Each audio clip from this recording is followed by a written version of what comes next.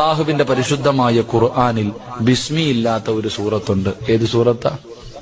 സൂറത്തു തൗബ. അപ്പൊ ഈ ആയത്ത് ഓതുമ്പോ എന്തോതരുത്? ഔദു ബില്ലാഹി മിനശ് ശൈത്വാനിർ റജീം ഇത്രയേ ഓതാവൂ. ബിസ്മി ഓതരുത്.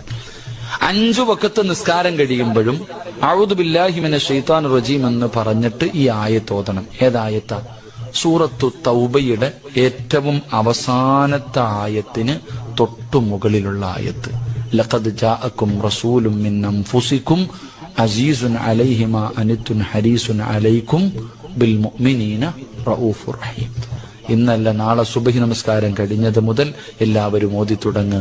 എന്നെങ്കിലും ഒരിക്കൽ മുത്തുനബി നമ്മളെ കാണാൻ വരും. അള്ളാഹു ഭാഗ്യം തരുമാറാ. അല്ലാഹുവിന്റെ പരിശുദ്ധമായ ഖുർആനിൽ ബിസ്മി ഇല്ലാത്ത ഒരു സൂറത്തുണ്ട്. ഏത് സൂറത്താ?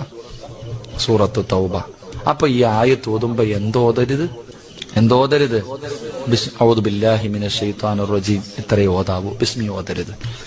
5 വഖത്ത് നിസ്കാരം കഴിയുമ്പോഴും ഔദു ബില്ലാഹി മിനശ് ശൈത്വാനിർ റജീം എന്ന് പറഞ്ഞിട്ട് ഈ ആയത്ത് ഓതണം. ഏതായത്താ? സൂറത്തു തൗബയുടെ ഏറ്റവും അവസാനത്തെ ആയത്തിന് തൊട്ടു മുകളിലുള്ള ആയത്ത്. ലഖദ് ജാഅക്കും റസൂലും മിൻ അൻഫുസിക്കും അസീസുൻ അലൈഹി മാ അനിത്തുൻ ഹരീസുൻ അലൈക്കും ബിൽ മുഅ്മിനീന റഊഫുർ റഹീം. ഇന്നല്ല നാളെ സുബഹി നമസ്കാരം കഴിഞ്ഞത് മുതൽ എല്ലാവരും ഓതി തുടങ്ങ്. എന്നെങ്കിലും ഒരിക്കൽ മുത്തുനബി നമ്മളെ കാണാൻ വരും. അള്ളാഹു ഭാഗ്യം തരുമാറാ.